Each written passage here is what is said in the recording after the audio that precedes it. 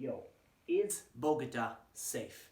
Hey, welcome to this video where the goal is to answer that question for you. Now, I want to let you know that I'm making this video based off of my own experience living in Bogota for more than 3 months by myself.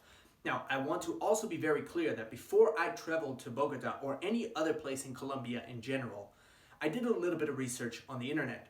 And what I found was a lot of fear-based information. People saying things about violence and crime or whatever without even them going there and having experience in the first place. So I've been compelled to make these type of videos based on my experience living in places in Colombia and other countries, but for the sake of this video, we're gonna focus on Bogota. And the reason I've been compelled to make these videos is because when I go to the country, when I live in Colombia or in different countries, my experience has always been the exact opposite of all the fear-infested information that I found on Google. And had I let that information stop myself from traveling to, we'll say, Bogota in this case, well, I would have never gotten to experience the amazing, beautiful, incredible city that Bogota is. Now, as I've said, I've spent more than 3 months living in Bogota by myself, and I'll share with you some of my own experience, what I've kind of done in Bogota, and some recommendations, things that can hopefully help you if you want to travel to Bogota. So, with that being said, let's get into it. If you ask me, is Bogota safe? I would say yes. Now, I will share with you, of course, a few things that maybe you want to be mindful of. And with that said, let's dive into some of the things that I've experienced in Bogota with, spending more than 3 months living there. So if you go to Bogota, first off, it's a massive city. Okay, so I do not claim that I've been to every area of the city, but I'll share with you the areas I have been, and I have always felt incredibly safe, even though I was a little bit skeptical going in. Now, my first kind of perception of Bogota was wow, this city is much more modern than I thought it would be. It's an international city. It's the capital of Bogota. It's massive. And you'll find areas in Bogota that are upscale, just like in Canada, United States, and the UK, anywhere you could think of that is kind of known as a, let's say, first world country, you'll find many areas like that in Bogota. So if you go to Bogota, if you go to, let's say, for example, there's the International Center. This is, if you go, let's say, north, you would hit Chapinero. If you go south, you would hit Santa Fe. Okay, so I was right in the center, right in the middle, right to the one side was Santa Fe, to the other side was Chapinero. This area is kind of the financial district, and this area is very nice. Let's say you go out during the day. During the day, you have regular people working corporate jobs. It's very safe. In my experience, very safe. No problem ever in my 3 months in Bogota. To this point, I've never had any issue. And I'll share with you some of the things that I've done so you get an understanding of kind of what I've done and what I haven't done. Okay. Now, if you, let's say, go, for example, further to Chapinero, if you go north, it may feel a little bit older there and not as upscale as you get into some areas of Chapinero. Now, I've spent a little bit of time in Chapinero, not a ton, but I was in and out in my 3 months time there. I would go there sometimes to work. I spent a couple nights there, but I didn't live there, for the duration of time. I spent 2 months living right in the center, right where that financial district is, right there. That's where I spent 2 months living in an upscale apartment that was incredibly nice. When I had read reviews on this apartment before, people were saying how dangerous it was, how sketchy the area was. I got there and I had no problems whatsoever. I will say that if you go to Santa Fe, which was to the right, and to the south of where I was, it's a little bit of an area that you definitely want to be a little bit more alert when you go there, and I don't necessarily recommend that you go there late at night, especially if you're by yourself. And I'll get into some of those things, okay? Now, again, I've never had any problems. This is just common sense that I would just think hey, if I'm by myself, and this is, let's say, a little bit of what we'll call a sketchy area, I probably wouldn't go there by myself, especially when it's dark.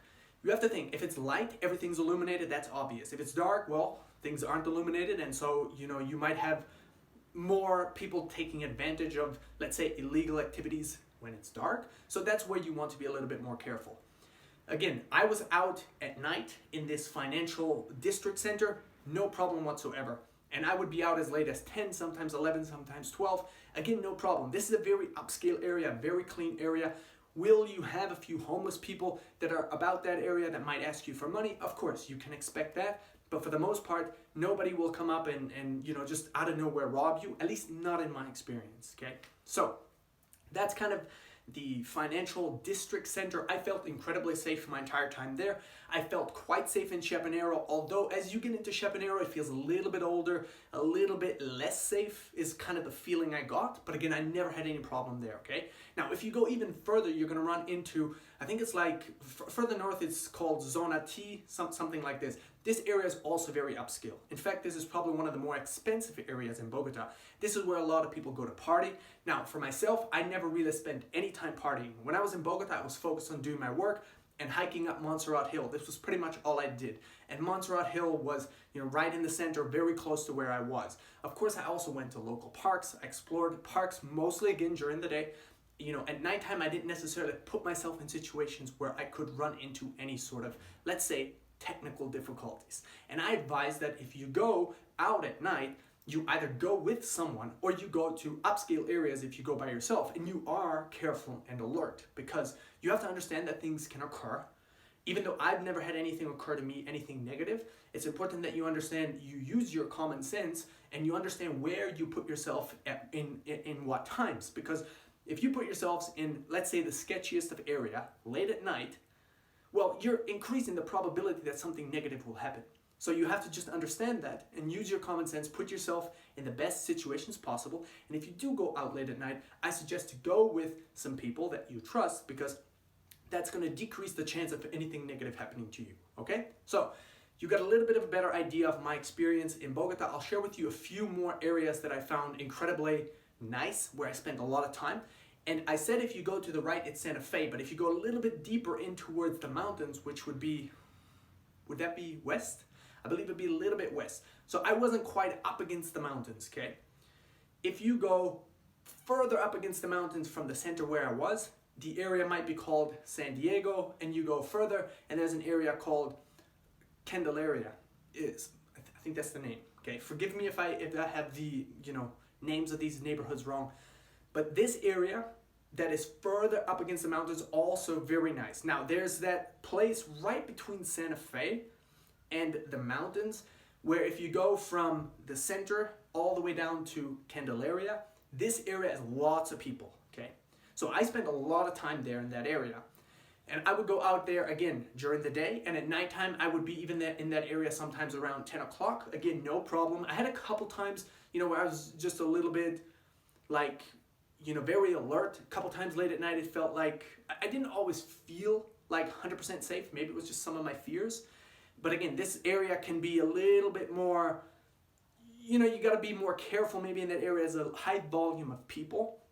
If you're going to go there very late at night by yourself, it's not something I would necessarily recommend to go super, super late at night by yourself. But again, I never had any problem with it, with that area even. I just, a couple times when I was out late at night, just kind of relaxing, I thought there was a couple times where I felt like there were scenarios where a couple of younger teenagers would approach me, and I don't know, maybe it was just all my imagination. I didn't always feel safe in a couple scenarios, but nothing ever happened, okay? So it could have just been my imagination, my fear that I was experiencing.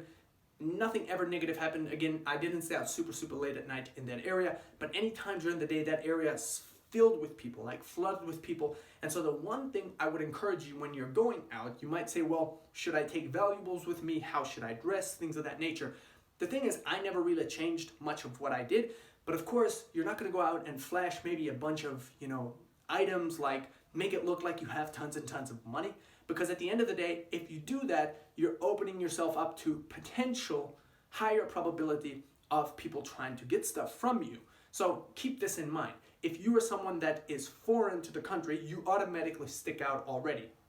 So if you're going to wear a bunch of jewelry and you're going to go around flashing your phone and things of that nature, you're increasing the chance that something could happen. Again, the higher probability would be late at night.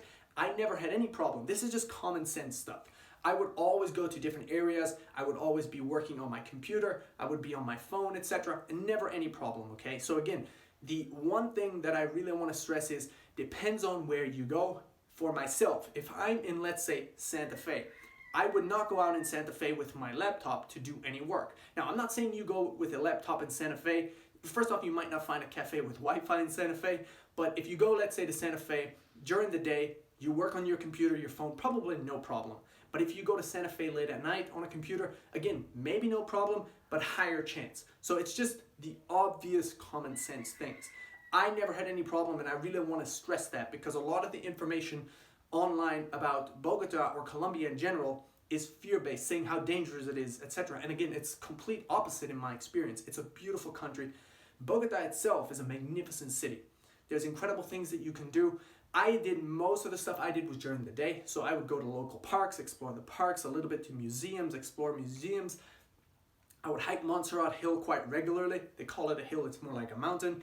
Beautiful views, and never ever had any problem with anyone. Everyone in my experience was super, super friendly. The one thing I did experience maybe a little bit more in Bogota or in Colombia in general than anywhere else is more homeless people asking me for money or for food. I experienced that more often, and I mean, at the end of the day, it's something that in large cities, there's a large number of people, and there will always usually be some people that are homeless or not so well off. And if they see you, they automatically might think that, hey, you're a foreigner in this country. Maybe they think that you have money, and they think, you know, if they want to eat or get a little bit of money, they'll ask you. But again, nobody was ever aggressive or violent in any way. The maybe most interesting one is one guy followed me for like maybe 4 or 5 blocks, and I didn't have like a lot of cash on myself, because when I go out, usually I don't take a lot of cash with me. I would just know if I go to a cafe, I know where I'm going, I do my thing. I might have my computer, my phone with me. But if I'm not going to do work, I don't carry a lot of cash. I don't usually carry my computer, my phone if I'm not planning to do work at a cafe. And so if I'm out and about, I might have like a little bit of cash on me if I want to buy some, let's say, watermelon. I love to buy the watermelon on the street from the street vendors in Bogota. That was one of my most favorite snacks. Or go to different cafes, try some of the food there. But again, I didn't have a lot of money. So anyway, the story with this homeless person, he followed me for about 4 or 5 blocks. And I knew that he wanted food. You know, my Spanish is not that great. So, you know, we couldn't really, communicate, but I knew what he wanted. And so I was gonna buy him some fruit, because he just kept following me, and I couldn't kind of explain to him that hey man, I don't have money on me, like I have just a couple peso on me, so I can maybe get you a little bit of fruit or something. I was gonna do that, but out of nowhere there's this woman that just came up and grabbed my arm, and she started walking with me, pretending to be like my friend or something, and she talked to him and told him to leave. And I guess she thought maybe I didn't feel safe or something, which, I felt okay. I was just going to see if, we get to a fruit stand, I would have bought him some fruits or something. But that was the most, we'll say, aggressive. Where he wasn't aggressive, he just followed me, and he wouldn't stop following me. And so he must have been very, very hungry or something. Anyway, that just sticks out, because that was an experience. And this was closer to the Santa Fe area. So you might find more of these type of people or experiences closer to that Santa Fe area. If you stay in that financial district area, if you go to Zona T, super upscale there. One thing to keep in mind, if you go to Zona T area, where I spent 1 month living in La Calera, which is in the mountains, right in line with Zona T. And in that area, what happened a couple times was I would come from the mountains to the city to go to the gym almost every single day. And I would also bring my computer and work at cafes in, Zona T area. And in that area, they have malls, very upscale. And it's actually, I found that area to be the most expensive in Bogota, just in general, for everything, for coffee, for food. Everything is more expensive in that area. And what happens in that area is there's people there by the malls. What they'll do is they'll ask you, not for money, but they'll ask you to go to the store to buy them stuff. And it's funny because, it's not funny that they're asking for that. I understand, maybe they're not so well off, so they put themselves into these more upscale areas, and, they try to find people that have money that will pay them for groceries, etc. But I had this, it looked like a little child, and he looked like about 8 years old. And I told him, okay, you know what, we'll go to the store, and I'll buy you some groceries. And so I'm walking with him to the store, and I ask him, how old are you? And he tells me he's 15 and he's from Venezuela. And this was like almost in my final week there. So we go to the store, and it was just like, I was like, okay, I'm going to spend a certain amount of money. I'll just pay for his groceries. And then he just started collecting items. Like, he was on a roll. Like, he was good with this. It's like he was a pro at that. And I was like, whatever. I had agreed to do it. So he bought a bunch of groceries for his family. and you know, I think I ended up spending like 30 or 40, between 30 to 40 Canadian dollars, which wasn't a lot for me and hopefully very helpful for them. But I just wanted to share that because you can expect maybe that if you go to the Zona T area. And then there's a lot of areas I haven't been. But overall, you know, I don't want anything I've shared with you to deter you from going to Bogota, because it's a beautiful city. It's magnificent. The mountains are magnificent. The energy is magnificent. And it's just overall a great experience. And I've never had anything negative happen. You know, just keep in mind some of the things I've shared, you know, they can occur. And some of the things that haven't occurred to me could occur if you put yourself into certain situations where the likelihood is higher for those things to occur. So be mindful of those things. Understand, use your common sense and experience it for yourself. Don't allow other people's negative, you know, things to influence if you go to the country or not, because, you know, a lot of, like I said, what I experienced in Bogota is completely different than what I saw on the internet, and people will oftentimes just, you know, take time to say the worst of stuff about a place, you know, rather than sharing the positive experiences. And so keep that in mind. I encourage you to go and just, you know, be mindful where you put yourself. Try and put yourself into nicer areas.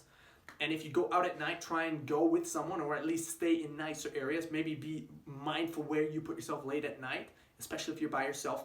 And anytime you go out, just be confident.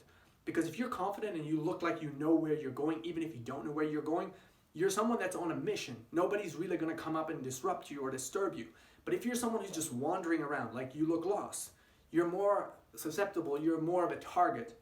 Let's just put it that way, okay? So keep that in mind. Be confident with where you go. Now, I want to touch on one more thing about, well, two more things actually. I want to touch on the police and the military in Bogota. Kind of, you know, that's one of the things that can help you feel more safe.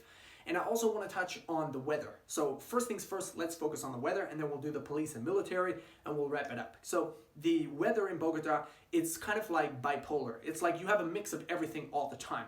Now, it rains quite often, and sometimes, for example, it'll be like, okay, you wake up, it's sunny, a couple hours later it rains, a couple hours later it's sunny, a couple hours later it rains again. And so you just will have to go get yourself an umbrella if you don't have one.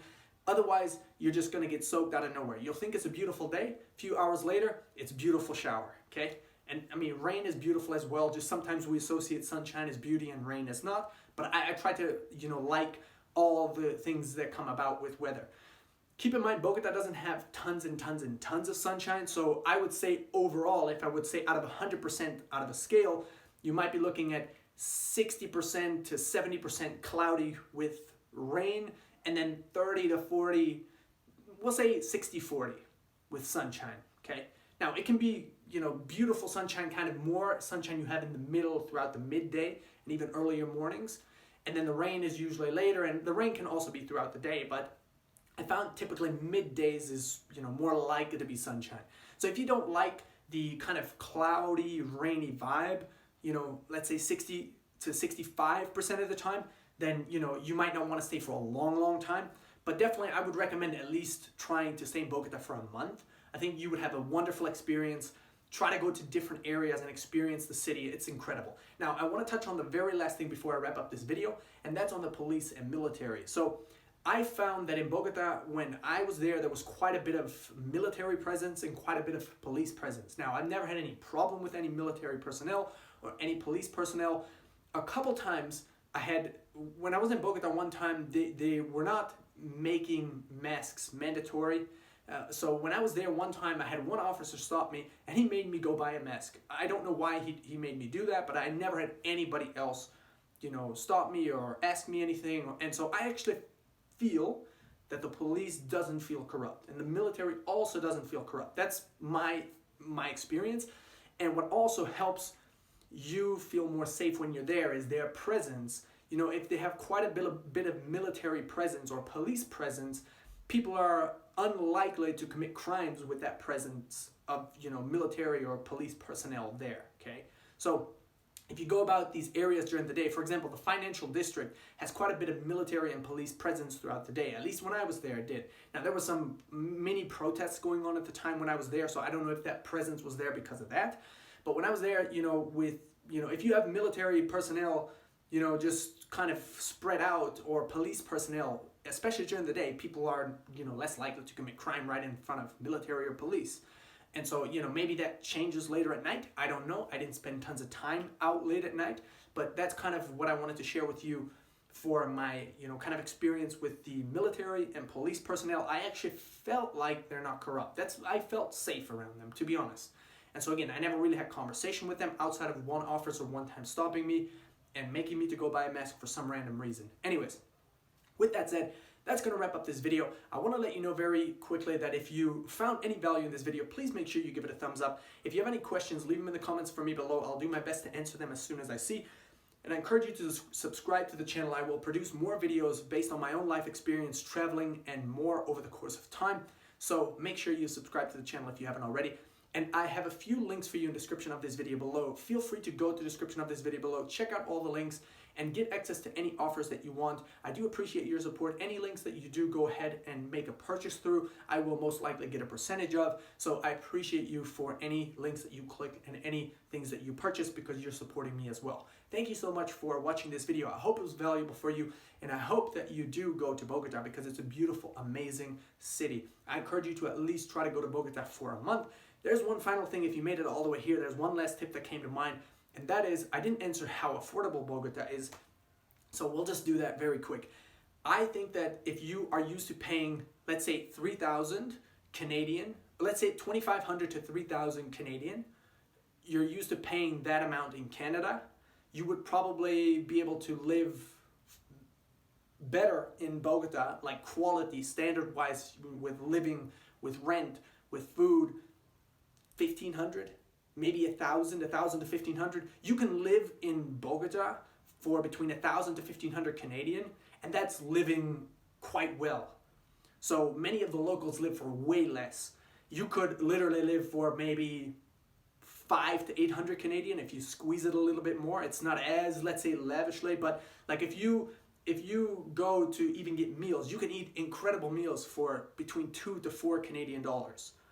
So like it's really incredible. You can rent incredible places that you would maybe spend 1,000, 2,000, even 3,000 you would spend in Canada. You could rent these places for between 500 to 1,000. Let's say you rent something in Canada for 3,000, you could probably rent that same place in Bogota for 1,000. So if you, let's say, want to find places for rent 400, 500, 300 Canadian, you can find places by yourself for as low as that. If you want to live with somebody else, it can be even lower. And keep in mind, that's just giving you general, frameworks and ideas. It depends on the location, the area, etc.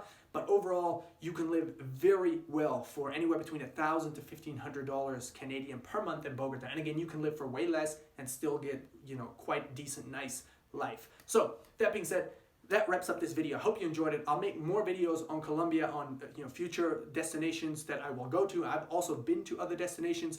So if you are on my channel right now, you can go ahead and look at the playlists. And it depends on when you're watching this video. Maybe I've already made other videos about Colombia. Then you can go ahead and watch those videos as well.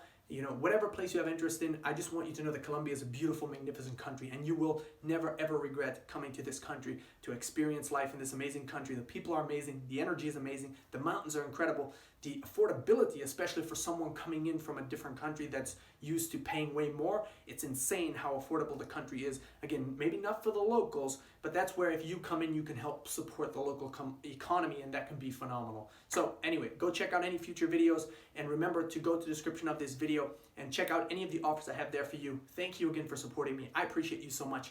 Peace.